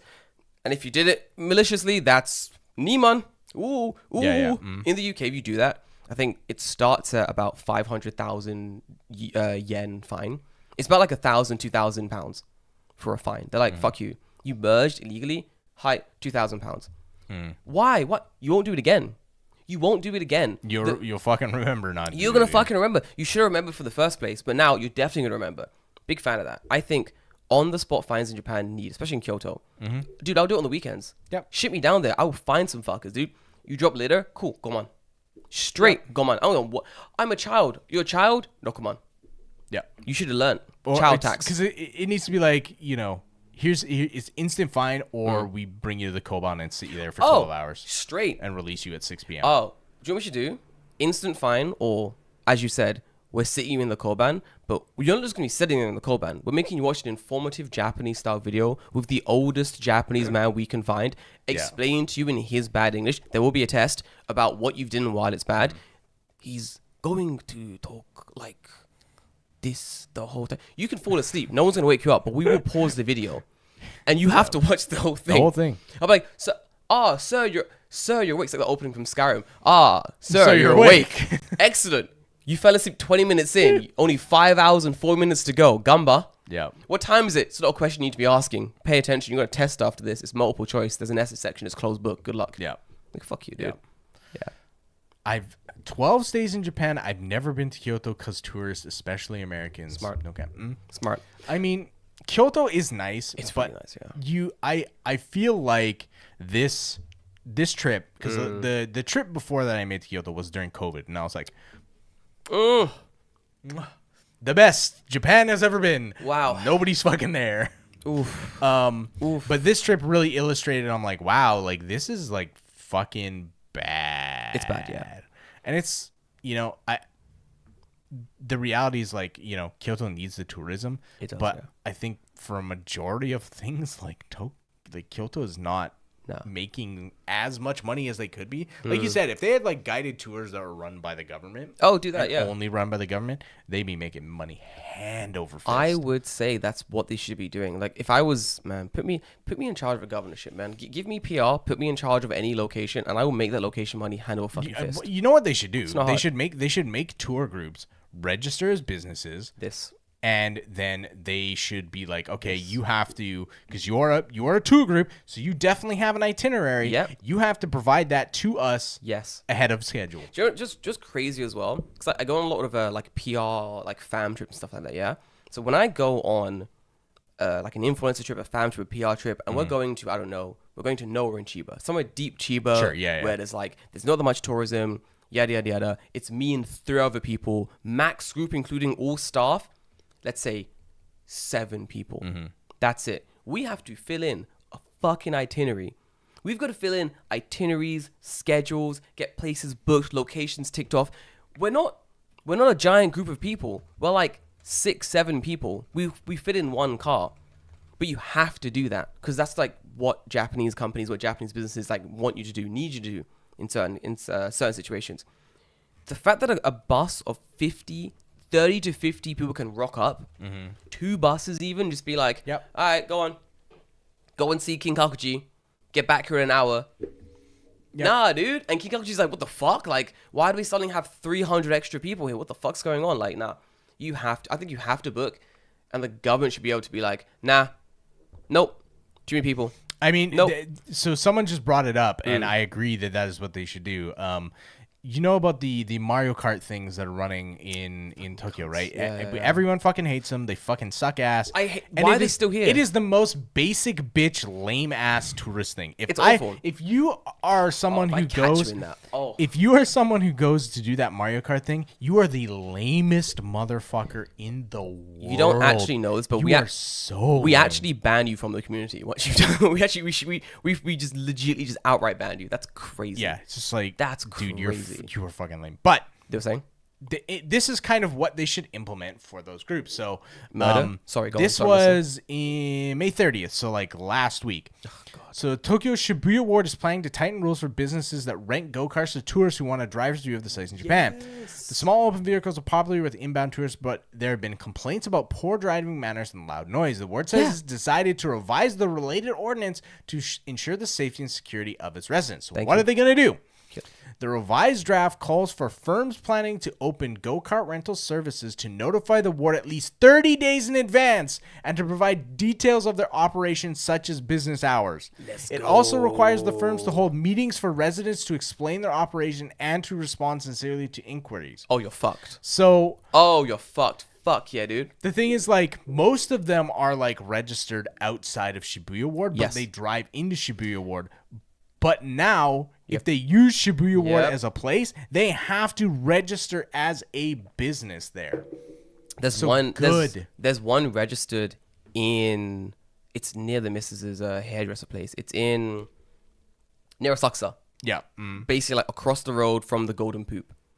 is where it is. Okay, Like, yeah. yeah. So I love like the golden poop is You know where like it is. a recognizable you landmark. know it is, no, 100%. So like it's across the road from Golden Poop, and when the hairdresser and some other businesses moved into the area, they didn't know that the location next door was go-karts. So people are pissed because they had like it's like a whole patio area they have outside, and they're like, we want to open the windows, but we can't because the fucking go-karts. They're just revving their engines. Revving their stupid engines. It smells like petrol and shit. Yeah. It's awful, dude. There's another one in I forget where, but there's another one in Nopal, Tokyo. I know there's one in Akihabara. Yeah. And I know this because I had stopped there to get something to eat, and I was walking along the actual like the train line, right? Because it's raised up on that one side. So they have a rental building on the left and store all their carts underneath the train in like a rental area where the like I guess other people store their like food trucks or whatever. Oh yeah. Right. So they just have like tons of carts in there, right? But like they're registered in Akihabara, but Akihabara is not. Yeah, I mean it's like pretty far from Shibuya. Yeah. But like they'll drive over there. Like I've seen them drive that far. Yeah. Like they drive pretty fucking far. Like it's stupid. I want all of these like go-kart businesses to close down as soon as possible. Yeah, like as soon. Like I don't care who runs it. Oh, what about his family? Fuck his family. Fuck him. Shit. I don't fucking give a shit, dude. Yeah. Your business, I hate it. I hate your business. I hate what you stand for. I hate how like annoying it is. It's always in the fucking way. Like it's awful. It's not good. Like that. Yeah, they're loud and annoying, and you look like a fucking. You look like a fucking idiot. There's no positive to this. Like get out of Tokyo. Get out. Just fuck off. But I think eventually, like there's going to be more and more barriers set in place for like the go-kart people. It's just gonna get wiped out eventually. Hopefully. Hopefully. We'll see. I can only pray. See what happens. Yeah. So, I guess to wrap it all up, as far as Kyoto goes, like if you're going, go there, leave early, know where you want to go, so you don't take a lot of time to get there. Yeah. See what you need to see, because most temples, I found this out. I didn't know. Most temples are just open. Yep. Like there's not a ticket gate or anything you need to go do. It's just open, so you just walk in and see what you need to see and walk out. Like and if nobody's there, you don't have to queue. Nope. You don't have to weave your way through fucking people like you're, you know. Yeah. It's easy. Playing Assassin's Creed or some shit. I'll give you one question about Kyoto. Least favorite temple?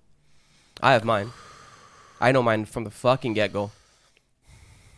Least favorite in that, like, I don't like it, or it's just, like, low on my list? Whatever you want. How you want to do it? Because my least favorite is low on my list. It's not that I don't like it, but I was like, it's whatever, dude. It depends. Go on. Because I've been to multiple temples at different times. This is true. And other times have been much better than other. Like, for example, I wouldn't say this is my least favorite. But like Kiyomizu-dera is really nice. But I went when it was really fucking busy. Yeah, it sucks. And it sucked. But then I went when it was in COVID time. And I'm like, this is fucking great. Nobody is here but What a beautiful temple. It's nice. I think of all the places I've been in Kyoto, and I think maybe some people would be like, that's my opinion is fucking sacrilege. And I mean, understand. we may have the same opinion. That'd be very interesting, but go on. Okay. Do you want to do like a 3, 2, 1? I'm trying to remember. Yeah, go on then. Okay. 3, 2, 1. Kinkakuji. Fucking go! Kinkakuji kind of sucks. Kinkakuji sucks. It sucks. Oh, dude, let's fucking go. Yeah, Kinkakuji sucks. It's dog shit, dude. That's funny. Bro, that's so fucking funny. Holy shit. Yeah. Kinkakuji, it's nice. It's there, but I would literally rather go to anywhere else. So I went to Ginkakuji, the silver temple. Yeah. So I went there on the last time I went. It's wonderful. Like it's meant to be silver, but I think they ran out of money or time or whatever. I forget what it was. So it didn't receive its like silver coating. So yeah, I think it was supposed to be. I think it's like a twofold reason. One, it was supposed to be like coated in silver, but then the other reason was like it's primarily a temple for viewing the moon. Yes. So cool. That's where the silver part comes in, right? So like I go there and it's got like beautiful like sand sculptures, this wonderful koi garden. It's really open, really nice to walk around because you walk around the temple a little bit. Yep. Oh my god, what a fucking temple! Beautiful. I remember being there all day for a couple of hours, being like, man, this is a great temple. Oh my god, it's so good. And then same day, we're gonna go to King Kakuji. My friend's like, yo, this is it's the golden one. The golden one. And in my mind, I'm like, I went to second place temple and it was fucking phenomenal. How good is King Kakuji gonna be? Oh my god! And I get that, I'm like, when this is really shit. This is really boring. I mean, I get it. Yeah, it's a golden. It's cool. It's a golden temple. It's gold. But I saw the photo, and this isn't really anything. I mean, yeah, because you're not allowed to get like anywhere near it. No. Really. So like you're seeing it from like across a pond, and then if you walk around the backside, you're like a little bit closer. But then it's like the backside of a temple, so you're like. And then it's like these weird like Matsuri stores that are up. Because I'm like, yo, how shit is your temple that like.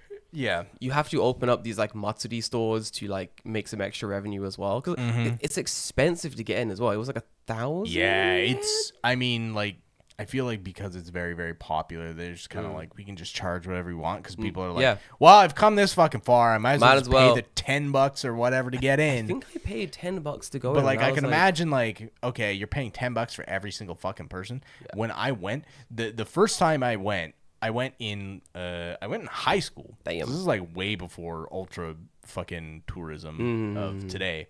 It was still fucking busy. Yeah. So now I can only imagine how many people they're pumping through those gates. Dude, I went I did Ginkakuji during similar period I did King Kakuji, and I remember Ginkakuji being like completely empty.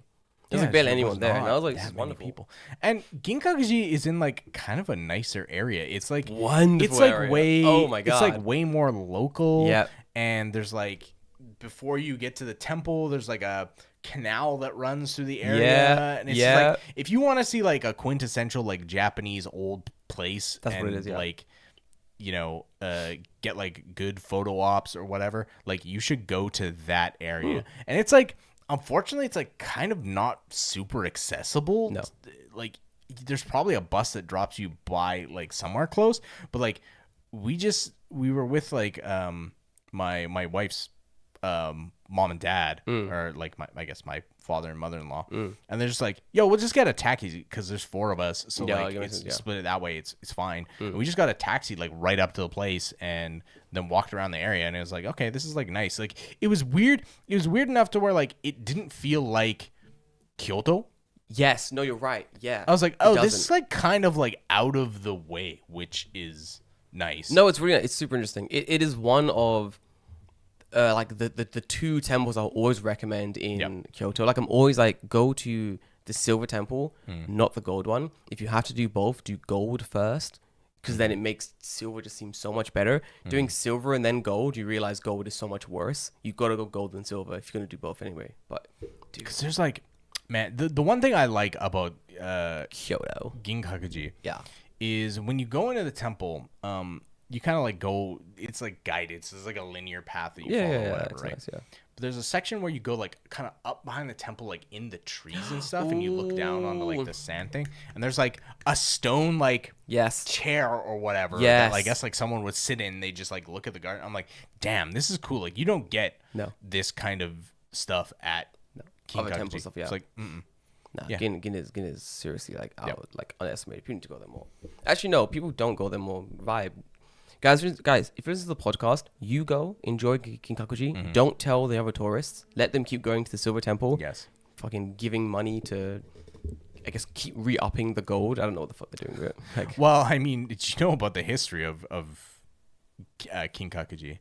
Go on. So, originally, it was kind of like a funny, like, oh, yeah, well, that makes sense. Like, of course someone would do that. If this is a fucking orgy gag, I'm going to shoot myself. No, go on. What happens, right, is they build the monks or whatever, build this temple, and they're like, yo, we're going to coat it in gold. So it's like all, coated in gold leaf or whatever. And they're like, yeah, okay, it's done. It had been done for like years or whatever. And then one of the monks who was living there was like, yo, this is kind of fucked up. We're monks and we're not supposed to have like worldly possessions. So having a giant temple made entirely of gold is kind of fucking weird. Wait, yeah. So I'm just going to burn it down. Wait, what the fuck? No, don't do that. And he just burned the entire temple down. Then they had to rebuild it. He's like, what the He's like, we shouldn't have. He's like, if we're following the word of Buddha, we should not have worldly possessions. So why do we have a giant temple made of fucking gold? I understand if it's a house made of wood because we gotta live somewhere. Dude. But like, you've made a temple made of gold, and he's like, no, fuck that's this shit. I'm gonna burn it down. No, this is like the type of greed they write about in the Bible and shit, dude. Like, bro's made a house of gold and was like, we've done it. He's like, I don't know. I'm like, maybe I'm a little bit shaky on the specifics or something. No, that's but, like, hilarious. The guy's like, this does not follow the teachings of Buddha. Like, you guys are being fucking like greedy weirdos. I'm just gonna burn your shit down. Yeah, it kind of makes sense to why King Kakashi isn't that cool as well. Like, it is very much just still a beacon of greed, charging like 1,000 yen per entry and stuff, dude. Like, it's expensive. It's not that cool. There are vendors there as well for some reason. No other temples are gonna have random vendors, like at all times of year. Like, it's a pretty crazy one, honestly. Dude, that's fucking hilarious. That's so funny. Anyway, I'm glad we're in the same mind about this. Fucking fantastic. Yeah, fucking Kakashi. Yeah, fucking Kakashi. Dude, useless temple. So, I guess like that's kind of the end of my Kyoto talk, but I've been doing other stuff. Go on. I've been playing a lot of Elden Ring. But the new one? But yeah, the new one, Night Rain. So any good? Oh no. How do I put this? Is it good? Okay, let me I'll make a qualifying statement. So like if you're here for the Japan content, just leave now cuz like we're going to talk about games for No, stay for a little bit longer. But yeah, go on. But so it came out and people were like, "Yeah, maybe this is not that great." Oh fuck. And I'm like, I mean, it's Elden Ring. Like, how bad can it be, right? You're right. I think it's just because the game is just fucking punishing. So, like, do you know anything about this 3 one? people enter a world, and you level up and fight bosses, then knights, something, blah, blah, blah. Yeah, okay. So, like, you played Elden Ring? I have indeed. Have you played Fortnite? I have played Fortnite. Have you played Fortnite with 3 people? Yes, trios. I've done this. Okay. It's that, kind of. Like, I'm like, in the most, like, reductive way, it's that. How do I make my character Fortnite You don't. dance? Oh, fuck's sake. How do you make your character what? Fortnite dance? There is emotes. You can. There's a lot of emotes. You can buy emotes. It's way more punishing. It's way more punishing than I think a lot of people thought. Because a lot of people are like, "Oh, I'm just gonna play solo." The game is not geared that way. So literally, I think a day after it came out, they're like, yeah, we're releasing a patch so you can actually like play this solo and maybe win." Because before, literally fucking impossible. Holy fuck. Like, maybe not impossible, but like really fucking hard. But it's fun. I like it. I come home and play it for like 2 hours like every night because like that, and that's like only like 2 matches. Cause that's pretty good. I was surprised by how long each match takes. Wow. Because when you start a match, right, you pick your character, whoever you're gonna play as. You have like your loadout for that character. So like that's kind of like one of the interesting things is like all of the characters have a very specific like style. Yeah. And they all start with a certain weapon. It's always the same. But I didn't realize there's gonna be like loadouts for characters. So you have like gems that you like slot into your character, and some will give you like, oh, this gives you +3 dex and makes your weapon shoot fire damage instead of whatever damage, right? So like that kind of aspect, I'm like, oh, this is kind of cool. But all the characters are really unique. But I wasn't expecting it to be the matches to take like an hour. Wow. Because like when you first land, there's no circle, and then 15 minutes later it goes, okay, the ring is closing. So the ring shrinks to the first time, and then it goes, okay, 15 minutes later, okay, we're shrinking again. 15 minutes goes by really fucking fast because like in Fortnite I'm like, okay, whatever, like the ring is shrinking, like who gives a shit. Yeah. In this game when it's like the ring is shrinking, I'm like, oh shit, I gotta go. Like I haven't done jack shit in the last 15 minutes. I gotta go. So it's a randomized map. So not really. The map is the same every single time. but all the locations are randomized, and then occasionally, I think it like switches like every day, or I'm not sure how it picks, but like some area of the maps are different. So like when I first started playing, randomly sometimes it's just like, yo, this part of the map is a fucking volcano now. Cool. I'm like, cool. And then maybe this part is a fucking mountain, or this part is like the Miyazaki fuck you Scarlet Rot Woods that constantly gives you Scarlet Rot. Fuck you, Miyazaki, you fucker. Fucking classic Miyazaki, dude, honestly. Piece of shit. But yeah, so imagine spawning there, bitch, dude. You always spawn kind of in like a samey area. You'll land, and there's like a small little camp. You kill all the camp, you get level 2. Whatever, okay, right? go on. Fuck me, dude. So when you land, it's like basically free for all, and like there's pickups on the ground. You pick up the items, and like some items give you bonuses and whatever. But there's definitely like a similar flow every single time. But man, it's fucking hard. Yeah. And like I was playing with, I usually play with Genki because he's been the one I've been playing with the most. And we had like possibly the most fucking cursed run I've ever had. Go on. So it was like we spawn in and we're like, okay, let's go kill the special mobs at one of the bases. So occasionally one of the areas there'll be like a big like storm cloud over top of it. So everything in that area is stronger, but there's also like an enemy, like a player character invader. So if you kill him, usually they drop like purple rarity weapons. So it's like it's white, blue, purple, gold, and like gold is like rare. The best, yeah. Like yeah. I've maybe had a gold weapon once in 30 runs.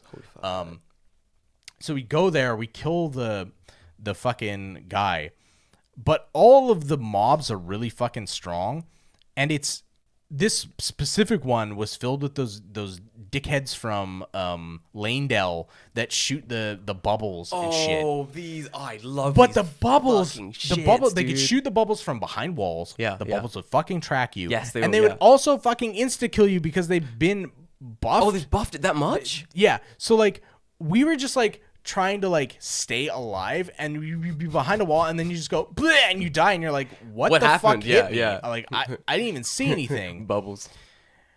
That was cursed. We died like fucking 3 times in there, so we lost like 10 minutes of time just like trying to run back and pick shit up and get your body back. Yeah. And then we occasionally a dude in like a fucking like big ass cloak will like appear on the map, and you have to run to him. And he's like, oh, pay the toll or I'll fucking curse you or whatever, right? And you're like, fuck, okay. Might as well. So, like, we're like, oh, well, we don't have enough runes to pay him, so, like, let's try and kill him. You can't kill the tax man. You can. You can? He's very hard. The tax man is actually one of the last bosses in the game, and he just randomly shows up, and we're like, fuck, great, okay, cool. So, we can't kill him. He's way too fucking strong. So now we're permanently cursed with half health. So, like, this fucking sucks. We get to the end of the first night where you fight up. So at the end of every night, at the end of every 15 minutes, you fight a boss. Did you ever play Dark Souls 3? I've dabbled. Yeah, go on. Fuck. Do you know the boss Nameless King? No fucking way he's there. He's in the game? Yeah. So they brought in bosses from like other Dark Souls games. Serious? That's so cool. If you don't know who Nameless King is, he's this like giant spear-wielding lightning psychopath who rides a giant fucking like chicken monster. Yeah, he's great. And he's insane. Like in Dark Souls 3, he's like a secret hidden boss that's stronger than the last boss in the game, right? And he comes out and he's the boss of the first night. So not only are we fucking cursed, we have no levels, and we're fighting the strongest boss from Dark Souls 3, and we're like, fuck, this fucking sucks. Restart this shit. Yeah. We managed to kill him. Nice. And we're like, cool, awesome, great. And then we get invaded by fucking Margit. Like immediately after. Because like Margit can invade you randomly sometimes. Right? So we're like, cool, yeah, we made it to night 2. Yeah, we're day 2 or whatever. Like, Margit's like, nah, man. Nah, fuck you. And we're like, god damn. And it was just like thing after thing after thing after thing. We're like, this is the fucking most cursed run ever. This game does sound like fun, though. But it is fun. And like all the characters are really unique. So actually like being good or playing a specific character is actually fun.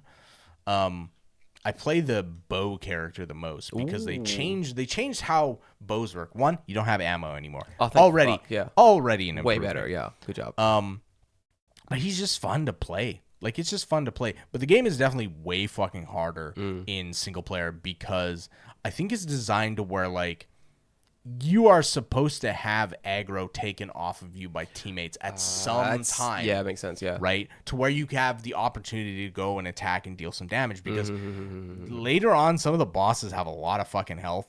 And if you can't get in those free shots while they're attacking someone else, you're going to have a hard time. Yeah. So the problem is if you're playing solo, the boss is just like fucking on you constantly. And it's like, good luck because every attack is coming your way. Jeez. And if you're the bow guy who like doesn't deal a lot of damage, he's more like a support character. Yeah. Chip damage healing. Kind of. Yeah. So like his character skill is that if he hits a guy, he marks them. That's cool. And then if you break the mark, it does like it's kind of like bleeding, you know, like the stats effect bleeding. It breaks it, like, it does like a whole bunch of damage, right? But the problem is, like, he can't get enough hits off by himself to constantly break that thing sometimes. So it is definitely designed to where he needs to have at least one more teammate. Supporting him, basically, yeah. But yeah, I think, like, it's maybe not what they expected, but I am having fun playing it. I think that's all that really matters. My question is, like, how much legs does this game have? Yeah, how much longer is it going to be fun? Like, is this game going to be dead in 2 months and, like, I can't find a game, like, someone to play with me, right? Like, who knows, right? I mean, Elden Ring, I don't care because I can play it by myself. It's whatever, right? Obviously, you can play this game by yourself, so, like, maybe you'd get good enough eventually. Kind of, yeah. But, yeah, we'll wait and see. They're putting out another patch to add an option to play in duos as opposed to trios, which is nice. There we go. That'll be good. Yeah. I was debating whether I download it. I know Sean wants to play it as well, so maybe we could always download it and run it. That'll be fun. It's fun. As for right now, I'm enjoying playing it. I'll give it a go then. The only entertaining news but in the realm of sort of games and consoles and stuff I've entertaining was the fact that the Nintendo Switch 2 came out and it's a massive fucking clusterfuck. That's fun. That's fun. It's fun because like before it came out I was like, this feels like this is gonna be bad, and all the Nintendo Switch boys were like, no, it's gonna be great, this is gonna be fucking fantastic. Some consoles already have drift. Ooh, that's not right. You didn't fix that problem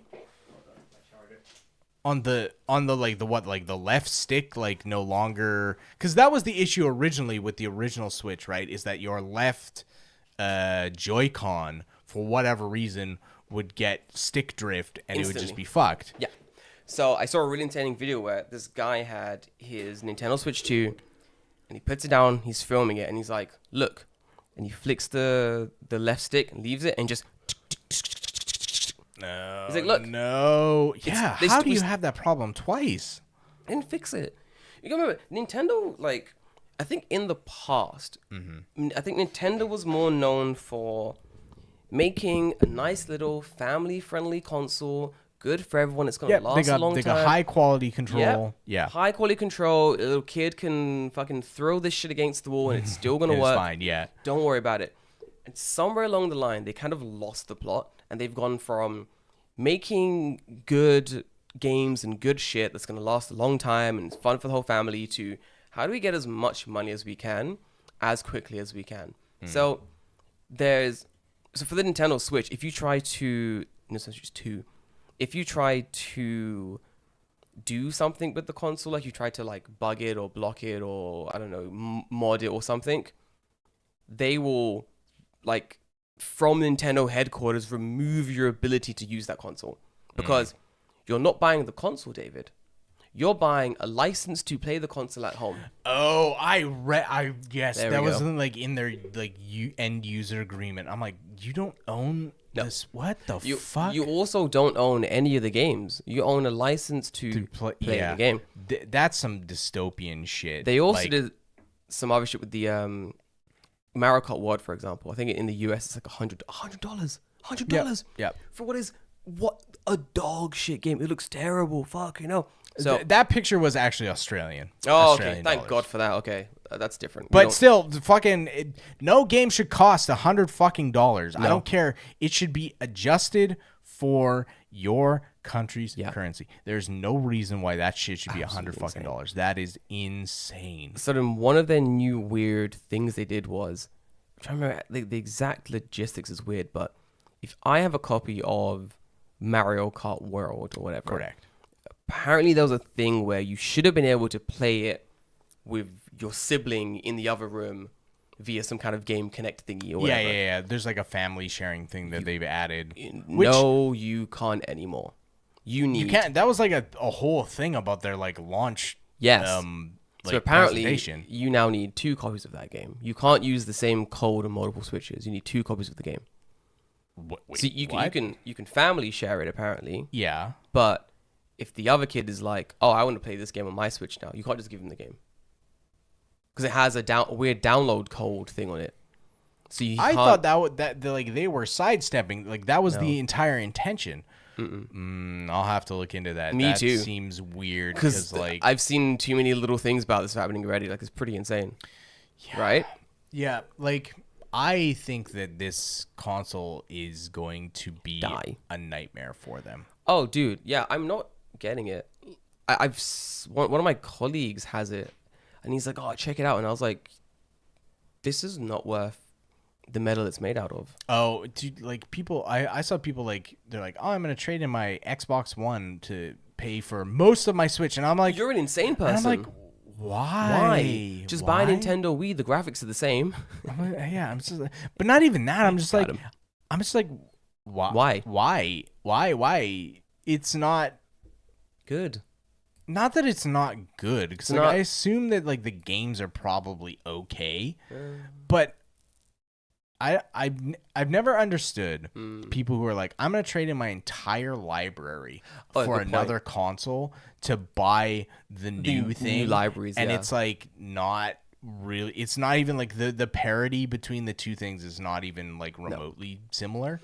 My plan is to leave. I'm gonna ignore the Nintendo Switches to existence for the most part because I have no interest in buying it, like zero. There are no games that I want to play on Nintendo Switch 2, so I don't really care about that. I'm just gonna ignore it, let it rot, and then eventually they're gonna be like, Switch 2, $300, please. Well, I always found it funny too, like people were showing like the performance differences in like Pokemon Scarlet and Violet between the original Switch and the Switch 2, yeah. So and funny. Like I look at that and I go like, oh, so like this was not supposed to be a Switch game.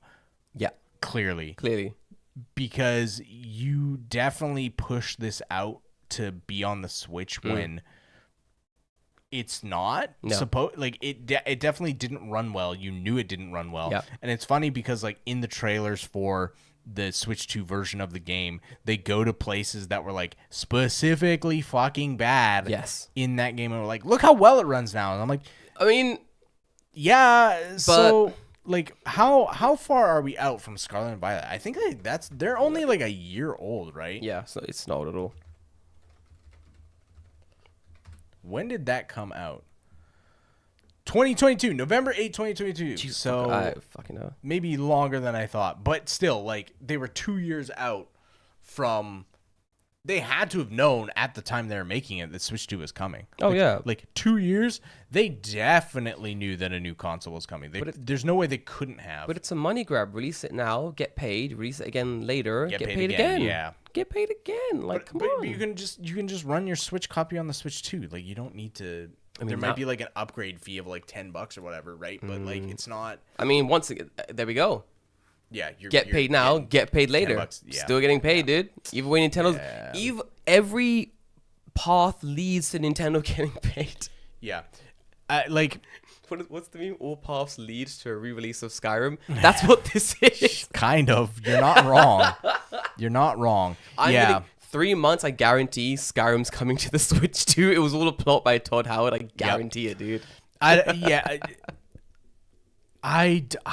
do not understand people who like really go to bat for Nintendo because they are just like the fucking worst. Well, there was one guy who I forget his name, gaming something. I forget his name. It was so important, but he made this whole video where he was like, "Oh, I'm not gonna buy the fucking Nintendo Switch 2 because it's bad and it's stupid and I'm not gonna do it." And then he today posts like a video being like, I got the Switch 2. And it's great. I'm like, oh, you guys suck, dude. You guys actually fucking suck. Like that doesn't bother me, but like, you know, like that's just someone being like very hypocritical. So like now I'm just like, okay, I won't take your, yeah.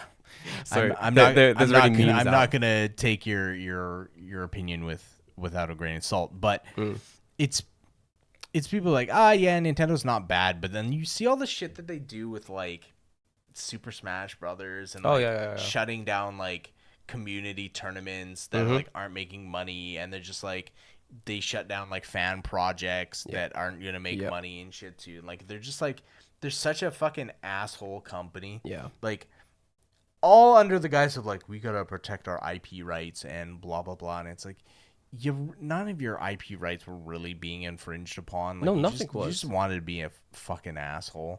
Oh wow, I was joking, but yeah, Elder Scrolls Skyrim is coming to Nintendo. Yeah, of course it is.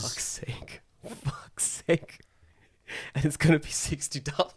Skyrim is a universal constant at this point. Actual fuck. I thought this was a joke. Skyrim is the new Doom. Can it run Skyrim is the new can it run Doom. Yo, can my Sony fridge run Skyrim? Yeah. Crazy. Yes, like seriously. Like you walk up to your fridge and it goes, I see you're awake. Would you like some milk? I see you're awake. Milk with that coffee, sir. Dude. Man, I love Skyrim. What a fucking hilarious game. I mean, I replayed Skyrim recently. Dude, it's great. Skyrim is still pretty great. Dude, Skyrim's a fun fucking game. I have it on the PlayStation 4. It's a great game, honestly. But no, I have no plans to get a Nintendo Switch 2. I'm not gonna get one. Someone said they called it the Switch 2 because you should switch to another console, and I thought that was hilarious. I enjoyed that thoroughly. I was like, well done. I appreciate it. I mean, you know what? There's gonna be an emulator on PC. Bro. 2 months. As a man who's joined the PC Master Race, let me tell you, I'm very happy to be here, and I will continue being part of said Master Race. Download Helldivers for the sake of it. It's pretty good. It's a pretty fun game. Not bad at all. Yeah, I mean, Nintendo shut down that Yuzu emulator that was it perfectly emulated Switch, but like so cool. Ran it way better. Everything ran like at 60 frames a second. Dude, nicely. it was crazy. Holy shit. So like, I understand in that case where they're like, this just literally emulates our entire $200 plus console. Yeah. And you can do everything for free. So I'm like, okay, I understand why you would be like pretty pissed. Yeah. Pissed about that. But yeah, people are going to make a Switch 2 emulator. It is not an if, it is a when. They've already like broken into the console or whatever. Like it's only a matter of time. Yeah, it's only a matter of time. So like, yeah, I guess I'll play Switch 2 on the PC. I don't know. I think it's probably like annoying to set up, but yeah. No, you can do it. My last thing about games was since I moved to like the Steam PC Master Race thingy, I realized the Steam library is very fun. There's a lot of cool shit there. Dude, Steam is just like, there's literally everything there. It's really fun. I bought stuff on Steam this morning. Oh, dude, yeah. Do you know what I want to buy? I'll find you right now. I was fucking around, just seeing what was on Steam, just seeing what was there, just hanging out. They have Yu-Gi-Oh! Early Days Collection. There's a game I wanted to play for the longest time, and I couldn't find it. And it's on this. Remember Dice Duels they had? Oh, yeah. What was that game called? I cannot remember, but they have it. Where is it? Oh, Dungeon Dice Monsters. Dungeon Dice Monsters. Yeah, it's a GBA game. Yep. I believe my brother had it. Dude, I think I had it. But this thing they've got on Steam, it's basically every single Yu-Gi-Oh game, like the advanced and stuff. Yeah, I mean, like, hey, you gotta. That is one thing that is nice about the PC is that a lot of times they will have a lot of those what's it called, like compilation type games. Yeah, will often come out on PC, which is like quite nice. Dude, I really appreciate that. Like, because apparently they were like, oh, there are a few games here as well that was only released in Japan, and they've got like the English translation of it that they're releasing, which is super interesting, dude. I mean, here's the lineup, okay? It's on sale now, 4,000 yen. Here's how many games are on this, because it just blew my mind. Yu-Gi-Oh! Duel Monsters, of course. Yu-Gi-Oh! Duel Monsters 2, Dark Duel Stories. Yu-Gi-Oh! Capsule Monsters. Yu-Gi-Oh! Dark Duel Stories. Yu-Gi-Oh! Duel Monsters 4, Battle of the Great Duelist. Yu-Gi-Oh! Dungeon Dice Monsters. The Eternal Duelist Soul. Duel Monsters 6 Expert 2, The Sacred Cards, Reshell for Destruction, fucking hell, Yu-Gi-Oh! World Edition, Stay with Destiny's Duel, World Championship Tournament 2004, Destiny Bond Traveler, Trials of Glory World Championship 2005, Yu-Gi-Oh! Day of the Duelist World Championship 2005. Oh my god, it's still going? There's like 14, 15 games in here, yeah. It's like 15 games. Jesus. How stupid is that, dude? I mean, what the I guess, fuck? like, you know, like, if most of them are GBA or PS1 games, like, they're not that big, so No, it's yeah, like, yeah. pretty easy to It's like keep them all GBA, together, right? PS1 games, a Game Boy game there as well for some reason. So a couple of games that like I've never heard of. And I think was there like a no, there wasn't a DS one. I thought there was going to be a DS one there as well. Yeah, There's probably a DS one. you can mod me a DS one. I'll play it. But no, I'm a sucker for early Yu-Gi-Oh, where I'm not sitting for 20 minutes waiting to take my turn. So I'm a big fan of like. Yeah, that's kind of like, not to get like heavy into fucking We won't, Yu-Gi-Oh but yeah, talk, yeah, but yeah, like yeah. that's definitely a reason why I stopped playing Master Duel. Same. Too many sweats. Because I'm like, oh, you just net decked like your turn one I win deck, and like it's not not fun. No, yeah, it's kind of boring as fuck. But yeah, that's all I got. That's what she wrote. It's a good long. It has to have been. It's been a long while, episode. dude. Any final thoughts? Any feelings, good sir? Um, I'm gonna run to a cafe and edit for a couple hours. That's my plan. I am hungry for lunch because it is now It's 3:30 3, and yeah. I have not eaten anything. Well, that's not true. I ate early this morning, but Better than I did. I just yeah. I mean, we talked about a lot today. My advice to you, if you're still here and you're planning on going to Kyoto, is if you go, just get up early in the morning, and your time spent there will be much more enjoyable because you won't Infinitely have better. to deal with fucking tourists. true. Infinitely better, honestly. Even if you are a tourist, you don't want to deal with other tourists. You They're don't. just annoying. You don't. You honestly don't. Yeah. If you have any advice, you're worried and you need any tips of traveling around or like living in Japan, let us be on the Discord. Let us know in the Discord. Yeah. I had to send someone a new link. So, my advice to you is, if you want in, maybe just send me a message on Instagram or wherever. Send it to me on Twitter. There we go. Or X, sorry. It's Tokyo Fresh Pod on X, but I check X a lot more just for like, I'm going to be browsing for like 10 minutes or whatever. I will definitely see it there. I had not checked the Instagram in like quite a while because I just haven't posted there. And when I did, I was like, oh, someone asked me to get into the Discord, and apparently the link isn't working. So, whoops, sorry. If all else fails, you can also DM me. I'm always on Instagram. I'm there for work most of the time. Yeah, so you have admin privileges, so you can generate a link to the thing. I will definitely try and keep the link updated in this episode. So if you are wanting to join after this episode, it is there. You can do it. We appreciate you. But other than that, I don't have anything else to really talk about. I mean, I could go on, but that's next week. I mean, 2 hours is. I could yap. We could yap. We're big yappers for sure. Yeah, 100%. But guys, I'm gonna love you and leave you, and I will see you. I'll see you in the next episode. Probably next week. I don't think I'm doing it next week, so I'm pretty down. Yeah, I am good next week. So Fantastic. we'll maybe get back to like a normal schedule. We'll see. We're gonna go back to a normal-ish schedule. Don't worry about it, Yeah. guys. But we'll see you there. Stay healthy, stay safe, and look out for my new video coming sometime this week. Bye-bye. Bye bye. Love and peace, guys.